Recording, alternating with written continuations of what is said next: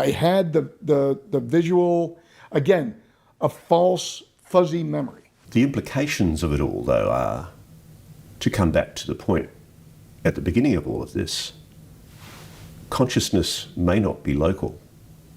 We might, in fact, be part of a bigger, wider consciousness, and what we're plugging into with our minds is something that's more what we really are as human beings. Yeah, I agree, and there's a very big danger here with our reverse engineered ability to shoot these things down. On a galactic basis, I want to use the honeybee analogy, right? So on this planet, with these beings that are beneath us, honeybees, we tolerate them. We harness them. They do good things. We use them to pollinate our crops. And so there's a symbiotic relationship with these. Enter killer bees, or Africanized bees, if you'd like. Now look at the honeybees. You know, if you mess with their nest, their planet, they're going to come at you with stingers, which I would draw the equivalent is our nuclear weapons. And that's not going to do anybody any good. But you'll stay away and you'll tell your kids, hey, don't go over by that tree, just leave them alone. The Africanized bees, the killer bees, that's not worth it anymore. That they are so aggressive and they are now lethal. And that's what I worry about, that we have gone from this to this. Because we're using offensive weapons against them, you mean? Yeah, and we're not discriminating friend versus foe. How do we know who's the bad guys up there? If you got a flying saucer or a little egg or whatever it is coming into our atmosphere, how do you know they're going to kidnap a kid out of the bedroom, or they're just going to welcome you aboard like the friendly space brothers and sisters that are rumored to have occurred? So we don't know that yet. The key to that IFF, the identify friend or foe, is what you just said, the consciousness, right? Because we humans do have that spider sense.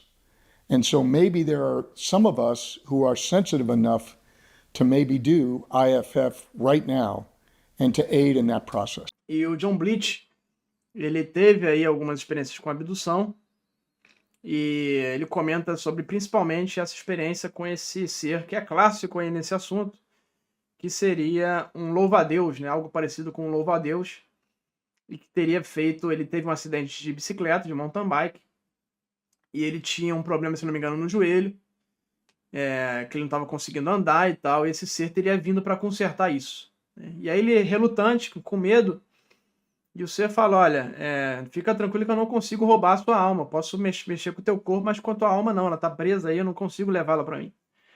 Isso é uma coisa interessante, porque uma das coisas que a gente tem visto nessas experiências é que os seres não conseguem, de fato,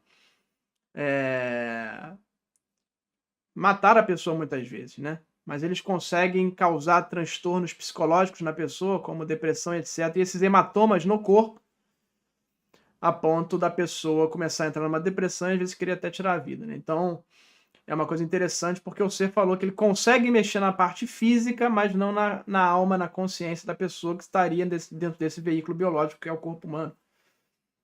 E o ser faz uma simulação colocando nesse mundo deles, uma simulação em que ele teve todas as partes arrancadas, ele sentia essa dor.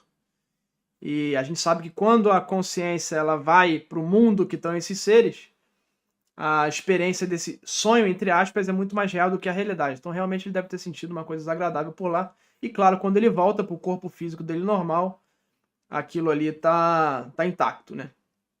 Por outro lado, ele relata a abdução dele em que ele foi segurado ali pelo braço e no sonho, nesse mundo desses seres, ele acorda com a consequência material do apertão no hematoma no braço de um ser de 4 dedos. E claro, ele teria sido curado por esse ser que seria o louva-a-Deus. Então lá nesse mundo que seria um mundo não material ou metafísico, ele é operado e quando ele volta para o mundo físico, o joelho dele tá bom. Então parece que esses seres têm total domínio do mundo material e manipular a matéria e tal sobre isso aqui, mas não teriam acesso à nossa consciência, né? Roubar a nossa consciência, roubar a nossa, o que seria a alma, né, que a gente chama. Então aí o primeiro alto oficial dos Estados Unidos a falar sobre abduções, e ele vai lançar um livro. Tem vários outros oficiais do governo que também relatam terem sido abduzidos e que vão dar os relatos talvez nesse livro também aí. Livro muito aguardado aí do coronel John Blitch. Então o assunto está esquentando, né? Os oficiais estão começando a falar das coisas mais estranhas do fenômeno, e ele fala ali, né? Outra coisa interessante, ele fala da comparação com abelhas, né? Nós, humanos, somos abelhas ali que temos arma nuclear, então se a gente mexer naquele ninho, a gente pode soltar uma bomba nuclear. Mas tem as abelhas que são assassinas, né? Muito mais agressivas, que seriam esses seres. E os Estados Unidos estão derrubando, o John Blitz fala que eles têm naves, têm corpos, e agora os Estados Unidos estão derrubando naves desses seres, e se você mexer com um ser errado, pode ser que eles voltem aqui muito mais agressivos. Então ele fez o equivalente do ser humano estar mexendo num ninho de abelha, numa colmeia, e que essas abelhas podem ser as abelhas africanas assassinas aí. Então, esse é mais um ponto aí interessante da fala do John Blitz. E a questão é, que eu falo sempre, né? Qual é o maior problema desse assunto? É o discernimento. Se esses seres podem mudar de forma e se materializar da forma que quiserem aqui, a gente não consegue diferenciar o que seria um ser bom de um ser ruim, o bom do mal.